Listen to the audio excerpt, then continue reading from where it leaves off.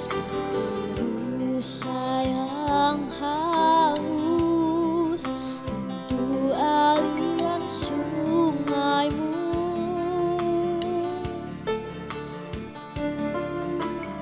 Hatiku tak tahan menunggumu.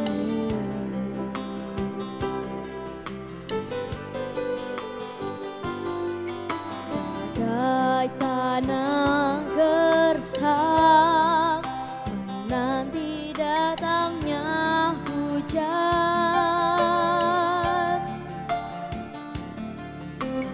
begitu pun jiwaku, Tuhan.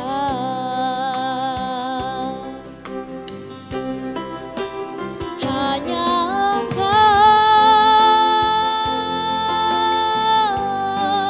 pribadi yang mengenal hatiku, tiada yang tersembunyi bagimu.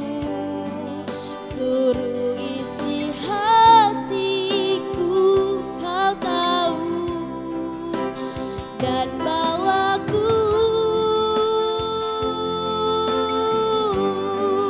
untuk lebih dekat lagi padamu, tinggal dalam indahnya dekapan kasih-Mu.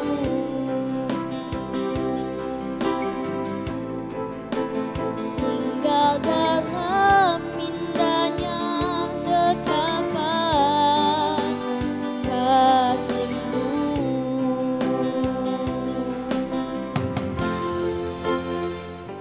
Dalam nama Bapa dan Putra dan Roh Kudus. Amin. Salve umat Kristiani Katolik yang terkasih dimanapun Anda berada. Berjumpa lagi dengan saya Yuli Giawa dalam program Pelita Kasih. Dalam perjumpaan kita kali ini, kita akan membahas sebuah tema tentang Allah sumber pembaruan hidup dalam relasi.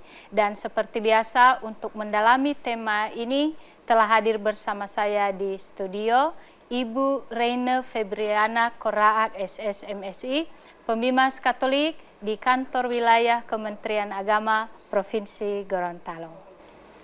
Salve Ibu. Salve. Ya, bagaimana kabar Ibu? Puji Tuhan, luar biasa. Berkat Tuhan mengalir dalam kehidupan saya dan keluarga. Dan harapan saya juga mengalir dalam kehidupan host kita. Amin. Dan semua kru TVRI yang ada.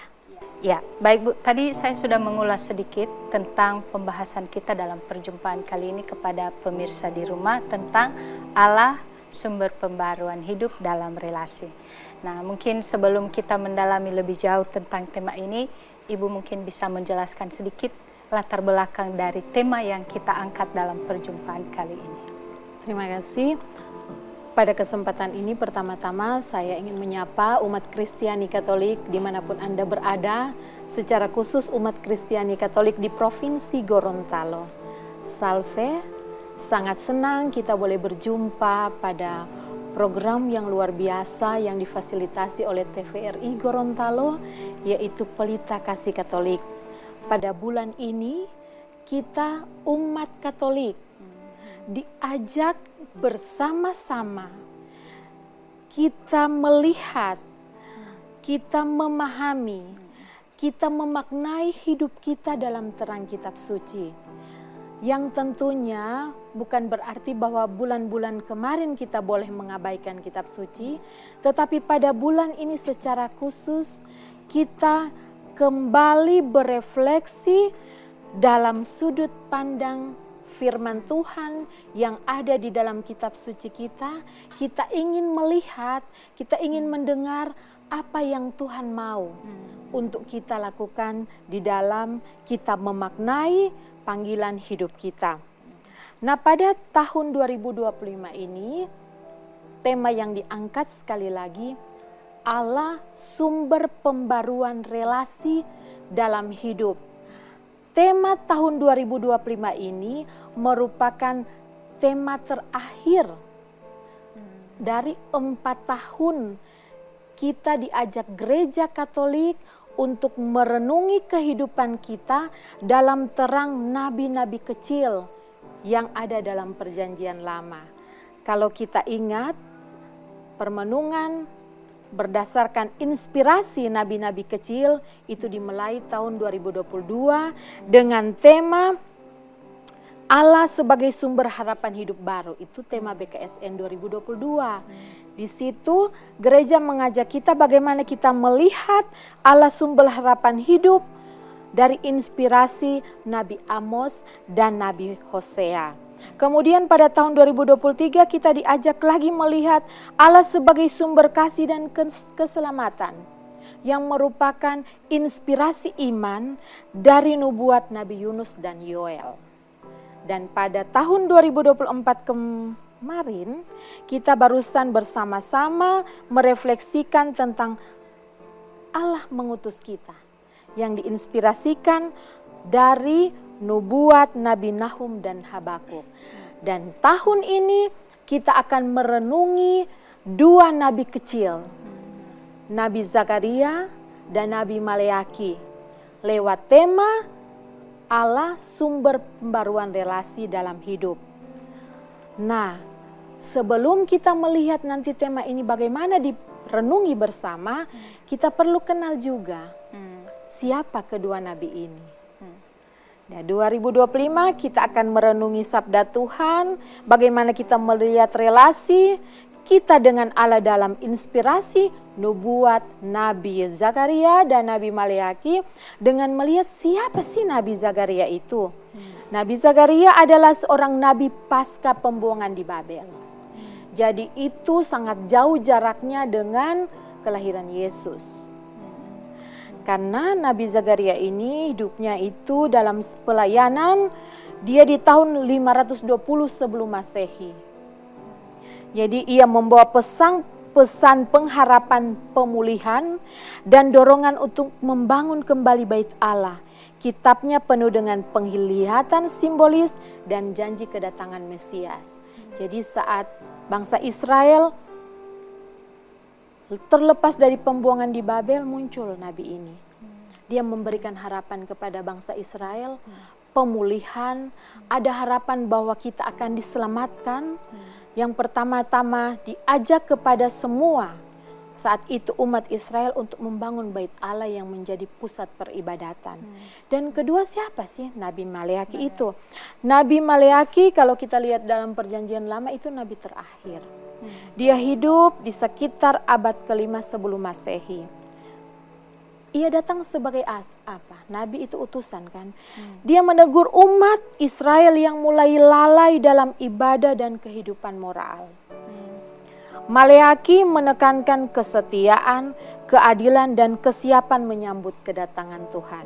Jadi dari Nabi Zakaria dan Nabi Maleaki ini kita diajak gereja belajar dari apa yang mereka nubuatkan untuk membarui relasi kita dengan Allah.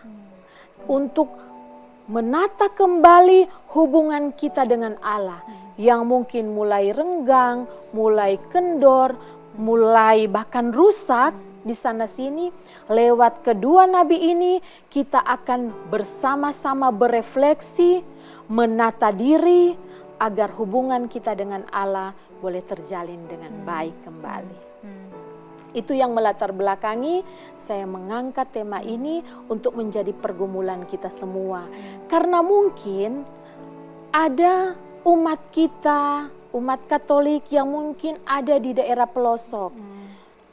Pendampingan katekis kurang, tenaga-tenaga pastoral kurang. Semoga lewat siaran Pelita Kasih ini mereka pun boleh bersama-sama pada bulan September ini merenungi bersama tema yang menjadi pusat perhatian dari umat gereja, umat Katolik saat ini, yaitu Allah sumber pembaruan relasi dalam hidup. Seperti itu. Iya, baik Bu. Jadi latar belakang dari tema yang kita dalam ini ada kaitannya dengan bulan Kitab Suci Nasional tahun ini, tahun 2025 yang sementara juga kita jalani di bulan September.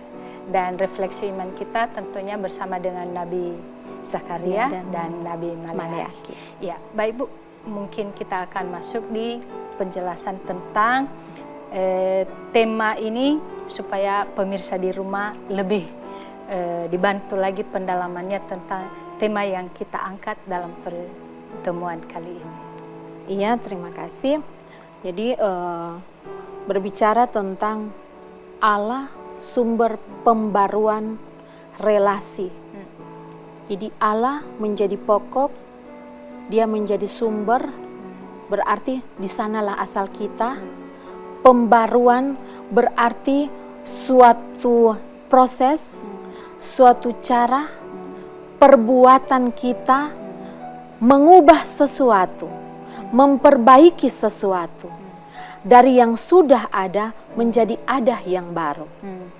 Memperbaiki dari apa yang rusak menjadi dipulihkan. Menjadi sesuatu yang berguna kembali. Rusak diperbaiki dan bermanfaat. Itu yang menjadi pokok dari permenungan pada bulan kitab suci ini. Seperti yang sudah saya sampaikan di awal, Nabi Zakaria membangkitkan harapan bahwa sesudah pembuangan di Babel ada harapan keselamatan, dan Maleakhi menekankan juga bahwa untuk pembaharuan itu berarti kita harus merubah sikap. Dalam hal ini lalai beribadah tentu merubah lagi. Perbuatan-perbuatan yang tidak bermoral kita perbaiki, berarti dari perbuatan yang buruk menjadi baik, yang salah menjadi benar. Jadi itu yang akan menjadi pusat pergumulan umat Katolik saat ini, khususnya di bulan Kitab Suci Nasional.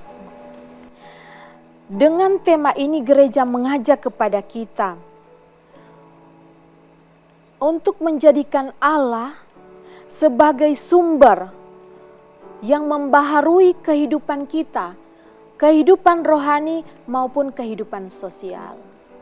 Kehidupan rohani berarti menunjuk pada hubungan saya dengan atas, Allah. Kehidupan sosial berarti hubungan saya dengan sesama, saya dengan alam sekitar. Sebagaimana sering kita buat mengawali aktivitas kita, selalu kita awali dengan tanda salib. Salib atas ke bawah menunjukkan bahwa kita dengan Allah dan menyamping kita dengan sesama dan alam semesta. Jadi dalam relasi ini sadar atau tidak sadar, sengaja atau tidak sengaja, kita sering merusak relasi ini. Iya kan? Entah lewat kata-kata kita, lewat perbuatan kita, sehingga apa yang sudah baik menjadi tidak baik. Ini bukan hanya berbicara tentang hubungan kita dengan orang lain saja, tetapi kita dengan diri kita sendiri. Kita kadang tidak menyadari bahwa kita sendiri tidak paham dengan diri kita. Apa yang menjadi keinginan, menjadi harapan kita, bahkan kita sering mengabaikan diri kita. Apa yang menjadi kebutuhan diri kita, kita abaikan. Itu kita merusak diri dengan relasi diri kita sendiri. Jadi pada tahun ini, pada bulan ini khususnya, kita mau melihat, sebelum kita melihat hubungan yang lebih jauh, gereja ajak kita untuk membaharui relasi yang lebih besar dengan sesama dan terlebih dengan Allah. Kita akan melihat pertama-tama bagaimana kita memperbaiki relasi dengan diri sendiri. Baik Bu, nanti kita lanjutkan tentang pembahasan ini setelah pariwara. Umat Kristiani Katolik yang terkasih, pembahasan tentang tema kita akan dilanjutkan setelah pariwara berikut ini. Tetaplah bersama kami dalam program Pelita Kasih.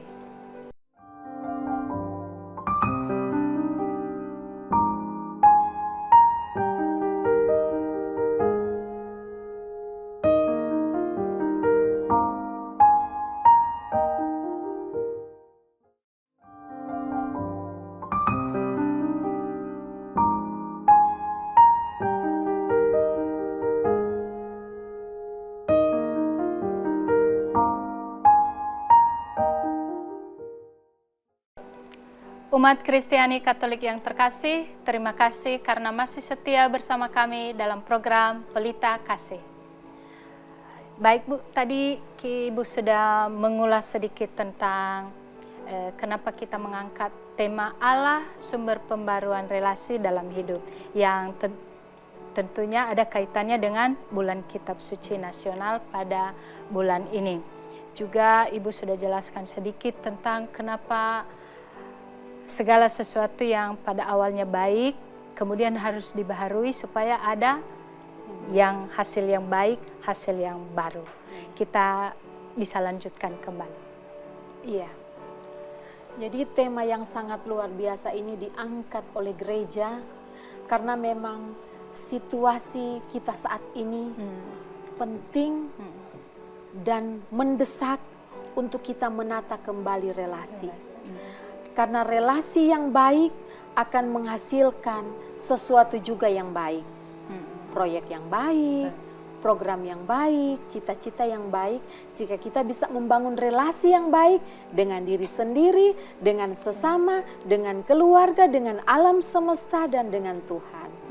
Nah, sebelum melihat lebih ke dalam tentang tema ini, moto yang bagus untuk kita ingat berkaitan dengan tema BKSN tahun 2025 ini diambil dari Nubuat Zakaria bab 1 ayat 3. Sebab itu katakanlah kepada mereka, beginilah firman Tuhan semesta alam, kembalilah kepadaku, demikianlah firman Tuhan semesta alam, maka aku pun akan kembali kepadamu. Jadi moto yang diangkat berkaitan dengan bulan Kitab Suci Nasional tahun 2025 ini berkaitan dengan tema yang akan kita gumuli selama sebulan ini adalah kembalilah kepadaku, maka aku pun akan kembali kepadamu. Moto ini bagus sekali. Ketika saya membaca dan merenungkan segala relasi yang rusak, yang sadar atau tidak kita lakukan, hanya bisa diperbaiki dengan kita mau kembali. Artinya apa? Kalau dalam gereja kita, kembali berarti kita bertobat. Iya kan? Kita ingat pada bacaan lain di Injil, pernah dikatakan sebuah perumpamaan tentang anak yang hilang, dia pulang. Jadi ada proses mundur, ada proses kita menarik diri dari kehidupan kita yang setiap hari rutinitas kita, formalitas, keseharian kita diajak mundur, kita kembali. Jadi untuk bisa memperbaiki relasi kita kembali kepada siapa? Kembali kepada Allah. Kalau dalam agama kita disebut pertobatan. Jadi BKSN 2025 kembali mengingatkan kepada kita semua umat Katolik bahwa sebuah relasi yang rusak dengan diri sendiri, dengan sesama, dengan keluarga, dengan alam semesta dan dengan Allah hanya bisa diperbaiki dengan pertobatan. Metanoia. Pertobatan apa sih artinya pertobatan? Bertobat apa artinya bagi kita? Bertobat adalah menyesali dengan sungguh-sungguh apa yang sudah kita lakukan. Kesalahan, kekilafan, kedosaan kita yang kita buat karena apa? Karena cara berbicara kita, cara berbuat kita, cara bertindak kita yang secara sadar, secara tahu dan mau telah menyakiti diri sendiri, menyakiti orang lain, bahkan menyakiti Allah. Jadi kita sesali itu dulu. Setelah sesali tidak berhenti di situ pertobatan. Awalnya menyesali tetapi harus ada tindakan nyata. Apa? Perbaiki, punya niat, punya komitmen yang kuat untuk memperbaiki diri. Kita sesali cara bicara kita, perbuatan kita, tindakan kita yang salah dan penuh dosa ini. Saya mau Tuhan, saya mau berubah. Saya mau Tuhan dengan bantuan Roh Kudus-Mu, saya mau memperbaiki diri saya. Itulah pertobatan sejati. Anda berubah dan berbuah. Jadi ada niat Anda menyesali, ada niat Anda untuk berubah dan berbuah. Itulah inti dari pertobatan yang sejati. Dan pada bulan ini ketika kita mau membaharui relasi kita dengan Allah, kita harus melihat kembali, merefleksikan kembali bagaimana relasi saya dengan diri saya sendiri, bagaimana relasi saya dengan sesama, dengan keluarga yang menjadi komunitas kecil yang setiap hari berada bersama-sama saya, dan bagaimana relasi saya dengan alam semesta dan dengan Tuhan. Kita bersama-sama berefleksi dan menulis kembali. Kita mulai menulis. Bukan cuma ingat-ingat, karena sering ingat lupa. Belajar untuk tulis. Minggu pertama kita akan bermenung bagaimana kita membaharui relasi dengan diri sendiri. Itu tema pertama tuh. Iya. Kemudian tema kedua, membaharui relasi dengan sesama. Kemudian ketiga dengan keluarga, dan keempat dengan Allah. Bukan main. Kalau kita bisa mengikuti proses ini, maka biarpun kita tidak sempurna seperti Allah yang sempurna, tetapi kita pasti menjadi pribadi yang lebih baik. Seperti itu. Betul. Bagaimana? Iya, jadi untuk menjadi lebih baik tentunya butuh pembaruan. Iya. Dan ya masing-masing pribadi bagaimana kita membaharui diri kita masing-masing. Ya tentunya Ibu tadi sudah mengulas hanya melalui jalan pertobatan. Maka melalui jalan pertobatan kita akan kembali kepada hal-hal yang baik, dan tentunya hubungan-hubungan kita yang sudah rusak atau mungkin jauh dari Tuhan sendiri akan terperbaiki seiring berjalannya usaha dan niat masing-masing. Iya. Baik Bu, kemudian kalau hal seperti itu sekarang caranya kita mengalami pembaruan relasi itu sendiri dengan Allah. Sekarang kita bicara tentang relasi kan. Manusia adalah makhluk sosial.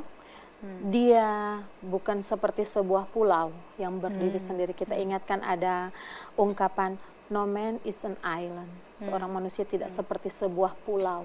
Tetapi diterima atau tidak, introvert, ekstrovert manusianya itu dia pasti butuh orang lain. Tidak bisa disangkal. Jadi setiap manusia pasti tidak bisa lepas dari sesamanya. Hubungan inilah yang disebut dengan relasi. Relasi interpersonal, relasi pribadi. Dan karena bicara pribadi, lagu pertama tadi sangat bagus toh. Hanya Allah yang tahu pribadi kita, betul toh?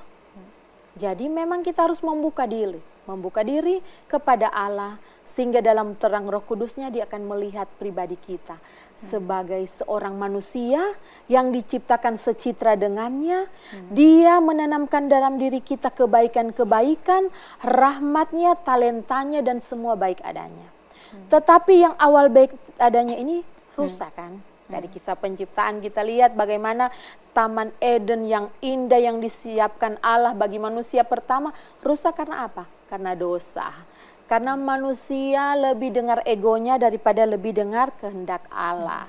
Lebih dengar bisikan-bisikan yang menggoda, bahkan bisikan-bisikan yang membuat dia mendapat tawaran yang luar biasa akan sama seperti Allah, sehingga dia lupa bahwa dia sudah sangat dikasihi Allah. Tetapi jangan pernah merasa kecil, merasa sedih, dan merasa putus asa ketika kita berdosa, kita tidak lagi baik di hadapan Allah. Karena tadi semua bisa diperbaiki dengan pertobatan. Dan dalam bulan ini pertama, untuk bisa memperbaiki relasi yang jauh seperti saya katakan tadi dengan Allah, benahi dulu diri sendiri. Toh? Jadi saya ini siapa? Memperbaiki relasi dengan diri sendiri. Saya ini siapa? Tentu saya jawab, saya adalah ciptaan Tuhan. dan saya diciptakan dengan rupa-rupa talenta. Sehingga akar dosa iri, dengki, julid, yang lain-lain, itu harus kita singkirkan dalam hati kita. Karena ketika kita iri, dengki dengan sesama, kita menyangkal talenta yang Tuhan sudah berikan kepada kita. Saya diberikan talenta lancar berbicara, misalnya. Teman saya suaranya bagus, nggak usah mengiri, tidak usah. Jadi kita kembangkan yang Tuhan sudah berikan ke kita, kita punya cara berbicara yang baik, kita kembangkan dengan baik sehingga public speaking kita semakin baik. Dan teman kita support, belajar menyanyi dengan baik sehingga dia bisa juga jadi penyanyi yang hebat. Itu luar biasa ya. Tapi pertama-tama tentu kita harus menyangkal diri, iya toh? Kita harus meninggalkan keegoisan kita. Itu pembenahan relasi. Bisa tidak saya menyangkal diri kita? Contoh, misalnya di rumah biasa orang tua kan, nak belajar sekarang, stop pegang HP, ada tugas baking. Kadang-kadang anak-anak, tunggu kuat, masih ini ada waktu lagi, gampang itu tugas. Nah, kita lebih mementingkan ego. Padahal maksud orang tua baik. Jadi sekarang mungkin bagi saya pertama-tama, mari kita menulis. Apa kelemahan kita, apa kelebihan. Kenali diri kita. Tapi ada yang orang tahu, saya tidak tahu. Ada yang saya dan sesama tidak tahu. Dan ada hanya Allah tahu. Nah sekarang supaya kita bisa menata relasi yang baik dengan diri sendiri, mari kita catat kelebihan saya apa, kelemahan saya apa. Sehingga saya lebih di sini yang saya kenal. Tapi mungkin setelah dibacakan kepada orang tua, kepada pasangan, kepada sahabat, kamu masih ada ini, kamu lebihnya di sini yang saya tidak kenal tentang diri saya. Harus berani juga untuk menerima kritikan. Yang saya kenal yang saya tukang marah, saya orangnya agak streng, gitu, jutek, gitu toh. Tapi teman-teman lain bilang, oh ada lagi, kau juga begini, kau juga begitu, jangan marah. Karena ada yang dia tahu, kita tidak tahu. Ada yang kita tahu, dia tidak tahu. Jadi saling melengkapi. Ketika kita melihat itu, ini kita perbaiki yang lemah. Yang baik kita kembangkan. Sehingga relasi dengan diri kita sampai pada kata menerima dan mengikhlaskan. Menerima semua yang sudah terjadi dalam kehidupan kita, masa lalu, kita mungkin ada luka-luka batin, kita terima semua. Tentu dengan berdoa kepada Tuhan, agar dia melapangkan kita untuk menerima semuanya itu. Dan mengikhlaskan. Ikhlas saja sesuatu yang harus kau lepaskan saja. Tidak usah tahan-tahan.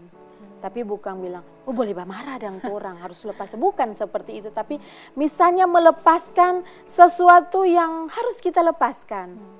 Ada pengalaman masa lalu yang sangat melukai. Tapi itu ikhlaskan saja. Karena apa? Dengan ikhlas. Dengan menerima dan ikhlas kita menyembuhkan diri kita sendiri. Karena itu kenapa selalu gereja mengajak kita datang mengaku dosa. Karena apa? Kita mengaku dosa, kita melepaskan ego kita. Kita kan melepaskan rasa malu. Aduh mau bilang Pak Pastor kita pedosa banyak ini. Tapi ketika saya datang di depan Bapa pengakuan dan menyebutkan dosa-dosa saya ialah, saya sudah melepaskan ego.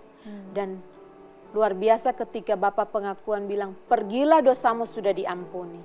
Itu rahmat yang sangat luar biasa. Dan kita pasti punya spirit yang baru. Membuat kita bisa menerima diri kita. Sehingga kita bisa menjadi lebih baik. Jangan mengharap orang lain menerima kita. Sebelum kita sendiri belum bisa menerima diri kita. Toh? Bagaimana kita bisa mencintai orang lain sebagaimana adanya kalau kita tidak bisa mencintai diri kita apa adanya. Sama dengan bagaimana kita mencintai Allah yang tidak kelihatan, tanpa bisa mencintai sesama yang kelihatan. Pembaruan relasi dalam hidup ini penting sekali. Karena ini menjadi landasan kokoh setiap pribadi membangun dirinya. Saya berefleksi, kadang saya tukang marah. Bukan kadang, sering. Saya tidak bisa melihat sesuatu yang tidak baik bukan tidak baik dalam arti moral, tetapi misalnya tidak teratur, berantakan, itu langsung memacu kemarahan saya dan tidak suka. Langsung menghantar saya bad mood. Pagi-pagi ketika melihat semuanya berantakan, otak saya selalu saya bilang, kalau saya melihat ruangan kerja saya atau di rumah itu berantakan, otak saya pun berantakan. Hanya saya mencari tahu kenapa. Itu adalah kebiasaan atau boleh bilang pengalaman hidup saya dalam keluarga. Dari masa kecil bagaimana kita selalu diperintahkan orang tua untuk teratur, sehingga kalau berantakan selalu dimarahi, biasa kan orang tua begitu. Marah, akhirnya itu terbentuk ketika juga tidak teratur sekarang, sesuatu yang tidak beres, sesuatu yang saya lihat, aduh sangat jauh dari harapan, di luar ekspektasi saya, pasti kalau tidak langsung terungkap dengan kata-kata, pasti muka saya langsung berubah. Langsung kelihatan tidak senang, itu kentara sekali. Jadi pertama, dengan mengetahui bahwa kenapa saya selalu cepat marah dengan situasi yang tidak beres, terkesan saya begitu perfeksionis, selalu mau sempurna dalam segala hal, saya belajar. Ternyata saya punya pengalaman masa lalu seperti ini, seperti ini, dan bukan tidak menyakitkan itu. Itu sangat menyakitkan. Pengalaman-pengalaman dalam hidup kita yang mengakibatkan luka, kekecewaan itu menyakitkan. Kalau pengalaman gembira, biar saja. Tetapi membawa luka dari kecil yang tidak diungkapkan, yang tidak dikeluarkan, itu membuat kita sakit. Dan membuat kita, kenapa dia kalau tampil gugup-gugup, kenapa kalau disuruh langsung bingung-bingung. Itu karena ada luka-luka masa lalu yang ada dalam diri yang tidak diperbaiki. Mari kita gunakan bulan ini pada pertemuan minggu pertama BKSN ini, kita memperbaiki relasi dengan diri kita sendiri. Iya. Baik Bu, nanti kita istirahat sejenak. Umat Kristiani Katolik yang terkasih, pembahasan tentang tema yang kita angkat pada saat ini akan kita lanjutkan setelah pariwara berikut ini. Tetaplah bersama kami dalam program Pelita Kasih.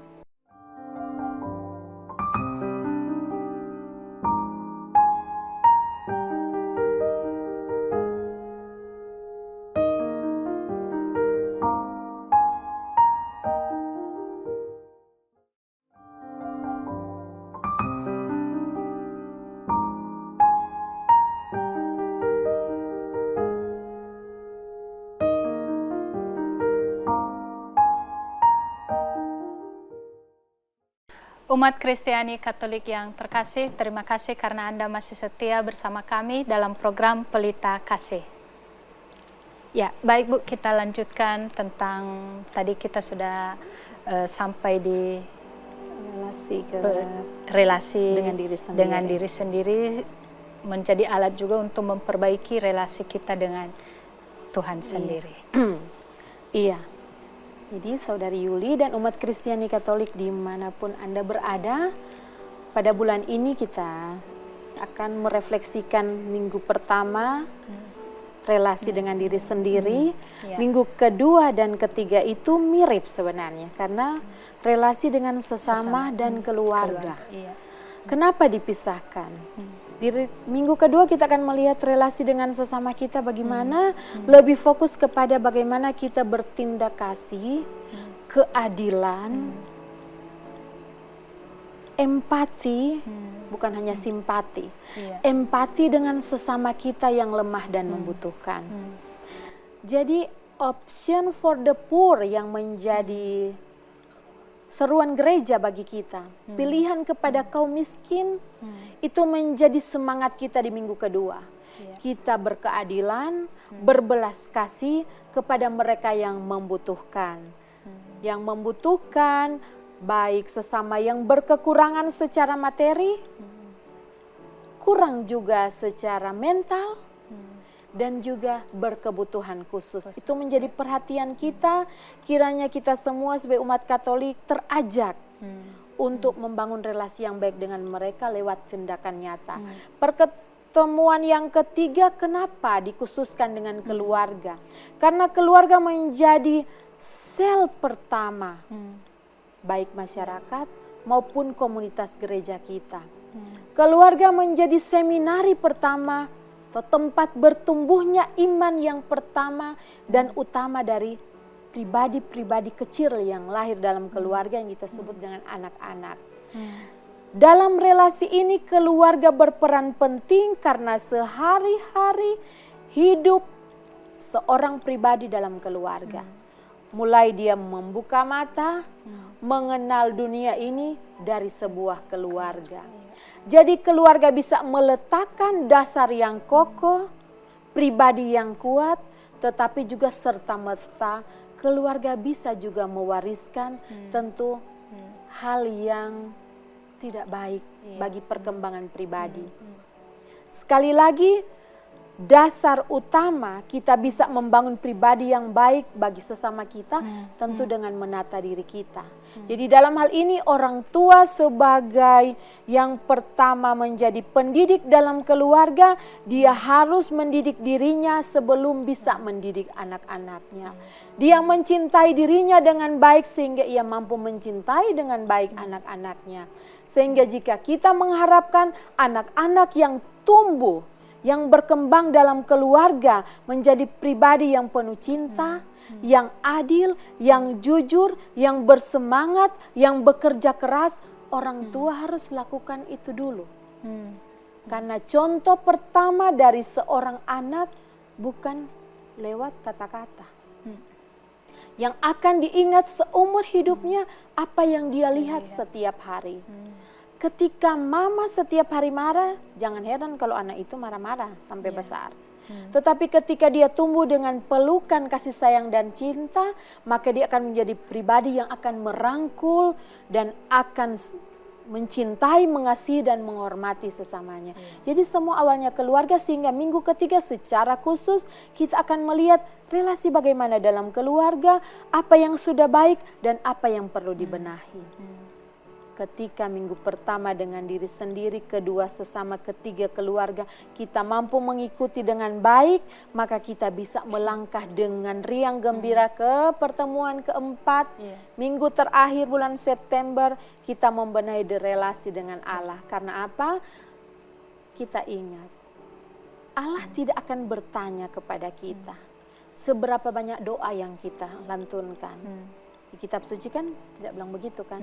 Penghakiman terakhir Allah akan bertanya, apa yang kau lakukan kepada saudaraku yang paling hina ini, itu kau lakukan untuk aku. Apakah kamu mengunjungi orang sakit saat kamu masih hidup? Apakah engkau memberi aku makan, memberi aku minum, mengunjungi aku dalam penjara? Jadi kitab suci sudah mengajarkan kepada kita untuk bisa membangun relasi dengan Allah yang di atas sana, yang transenden, yang tidak kelihatan, adalah dengan perbuatan nyata dalam hidup sehari-hari. Kita mampu melihat Allah dalam diri manusia, Allah transenden dan Allah yang imanen yang hadir di dalam setiap pribadi manusia. Sudahkah kita melakukan tindakan kasih kepada sesama manusia? Merawat jagat, merawat alam ini dengan kasih, itu yang akan ditanyakan ketika kita kembali pulang kepada asal kita. Jadi, mari kita pergunakan dengan baik kesempatan bulan ini, kita memperbaiki awal diri kita, kemudian sesama, perbaiki dengan orang-orang terdekat kita dalam keluarga. Jika kita mampu semua menata dengan baik ketiga relasi ini, maka serta-merta pasti saya yakin dan percaya bahwa relasi dengan Allah akan tumbuh. Karena apa artinya kita berdoa Setiap malam ibu saya berdoa, saya bernovena, saya berrosario, tapi saya benci sesama saya. Saya sebelum melakukan pekerjaan selalu berdoa, mengucap syukur, menyanyi lagu rohani. Tetapi ketika keluar saya sumpah serapah kepada sesama, menghina, membuli, menyakiti orang lain. Apa artinya doa kita? Doa yang baik, doa yang benar adalah doa yang dihasilkan dari kasih kepada orang lain, kasih kepada sesama. Karena itu adalah bukti nyata kita mencintai Dia yang sungguh-sungguh mengasihi kita, Allah yang setia, Allah yang tidak pernah lelah mengasihi kita. Seperti itu bagaimana? Ya. Sangat luar biasa, Luar biasa, tapi Ibu, memang memang. itu membutuhkan pengorbanan. Sekali lagi pengorbanan yang sangat besar, bukan uang, tetapi pengorbanan ego. Dan itu lebih berat daripada pengorbanan uang dan harta benda. Ego melepaskan keakuan saya. Tapi saya percaya dengan berserah terbuka kepada kehendak Allah, membiarkan rohnya bekerja, maka kita pasti bisa memperbaiki hubungan-hubungan kita tadi dengan diri, dengan sesama, dengan keluarga. Itu akan bisa dipulihkan ke kita ketika kita minta, Tuhan bantu saya, tolong saya memulihkan semuanya ini. Iya, luar biasa Ibu ya. Tema Bulan Kitab Suci Nasional untuk tahun ini sangat sayang sekali kalau tidak diapresiasikan oleh umat Katolik dalam membenahi diri lagi untuk memperbaiki relasi dengan Tuhan. Semoga Bulan Kitab Suci Nasional ini juga menjadi jembatan untuk kita umat Katolik ya. Kalau selama ini Kitab Suci mungkin hanya sebagai pajangan, hanya sebagai pelengkap buku rohani di rumah, tapi dengan bulan-bulan seperti ini kita diingatkan kembali untuk lebih dekat lagi dengan Kitab Suci, karena di dalam situ sendiri kan mengajarkan banyak hal kepada kita. Nah, ini bisa dibuktikan dengan bulan-bulan September tiap tahunnya itu selalu ada tema-tema yang luar biasa yang menggugah hati umat untuk lebih memperbaiki diri dalam memiliki iman kepada Tuhan itu sendiri. Nah, Ibu mungkin ini bisa diulas sedikit betapa pentingnya relasi dengan Allah sendiri untuk bisa memiliki relasi yang baik dengan sesama. Iya. Kan apa gunanya kita memiliki relasi yang baik, selalu mengaku relasi yang baik kepada Tuhan, tapi sebenarnya yang lebih dapat dirasakan dan dilihat sehari-hari itu justru relasi kita dengan alam sekitar, dengan sesama kita setiap hari. Iya. Sekali lagi, saya hanya ingin katakan kepada diri sendiri maupun kepada kita semua, kepada umat Kristiani Katolik dimanapun Anda berada, selalu bertanya dalam dirimu, bagaimana saya bisa menyebut saya mengenal Allah, mencintai Allah yang di atas sana, tapi kita tidak mengenal dan mencintai sesama. Bagaimana kita bisa mengatakan kita bersyukur kepada Allah atas semuanya, tetapi kita tidak mensyukuri talenta yang kita miliki, kita tidak mensyukuri relasi dengan sesama kita, kita tidak mensyukuri keluarga yang sudah hadir dan menghadirkan kita di dunia ini, yang mendampingi kita setiap hari. Mengasihi Allah yang tidak kelihatan adalah perbuatan yang bukan semata-mata ritual keagamaan. Mencintai Allah bukan kita setiap minggu ke gereja, setiap bulan rosario, tidak pernah alpa kita datang rosario tiap malam. Ada pendalaman kitab suci kita datang, pendalaman APP kita datang, bukan sekedar ritual keagamaan.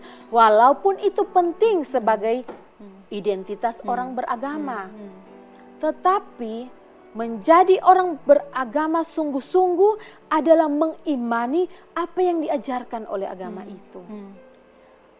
Agama kita mengajarkan Allah itu adalah Allah yang maha kasih, yang maha baik. Karena kasih dan kebaikannya sehingga ia mengutus putranya, Tuhan kita Yesus Kristus, datang ke dunia untuk menebus dosa-dosa kita dengan wafat di kayu salib dan bangkit. Menyiapkan tempat bagi kita untuk kembali. Itu kan? Itu dasar iman kita. Kita mengimani itu dengan berdoa, bersungguh-sungguh, berefleksi bahwa hidup saya dituntun oleh kasih Allah dengan mendengarkan firman Tuhan, melaksanakannya. Mendengarkan dan melaksanakan. Menjadi pengikut Tuhan itu bukan semata pendengar firman, tapi dia adalah pelaku firman. Jadi pada bulan ini kita bersama-sama merenungkan ajaran iman lewat kitab suci, membaca, mendengarkan, merenungkan, tapi lebih dari itu melakukan dalam kehidupan setiap hari. Oke, baik Bu, mungkin bisa memberikan kesimpulan sedikit kepada pemirsa di rumah tentang tema yang baru saja kita bahas. Allah sumber pembaruan relasi dalam hidup. Ingat saja bahwa hidup kita tidak lepas dari relasi. Dan relasi yang baik adalah relasi yang dilandasi oleh kasih Allah. Relasi yang membaharui pertama-tama diri sendiri baru bisa keluar. Jadi lewat bulan kitab suci ini mari kita umat Katolik, kita sungguh-sungguh menjadi pelaku-pelaku firman Tuhan yang baik dengan menebar kasih bukan menyimpan kasih. Kita mewartakan kasih bukan lewat kata-kata tetapi lewat perbuatan nyata. Karena Allah memberikan kita misi dan utusan untuk menjadi penjala-penjala hati manusia yang mencintai Allah dengan benar, yaitu dengan saling mengasihi antar sesama manusia, juga antar sesama makhluk ciptaan. Iya, baik, luar biasa. Oh ya, Ibu, karena waktu kita sudah sangat terbatas, sekali lagi terima kasih karena Ibu berkenan hadir meluangkan waktu bersama kami di dalam program Pelita Kasih. Semoga Tuhan selalu memberkati dalam tugas pelayanan. Umat Kristiani Katolik yang terkasih, semoga tema yang telah dibahas dalam perjumpaan kali ini senantiasa semakin membantu kita umat Kristiani Katolik untuk semakin memperbaiki hubungan kita dengan Tuhan di dalam pesiarahan hidup sehari-hari. Saya, Yuli Giawa, bersama semua kerabat yang bertugas pada hari ini pamit undur diri. Sampai ketemu di program Pelita Kasih berikutnya. Tuhan memberkati.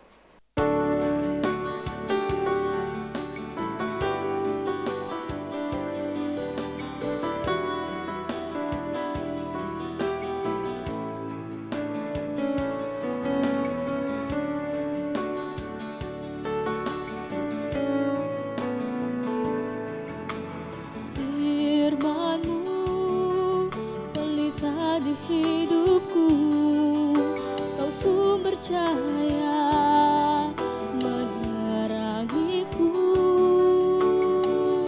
sinarilah hatiku agar ku bercahaya selalu.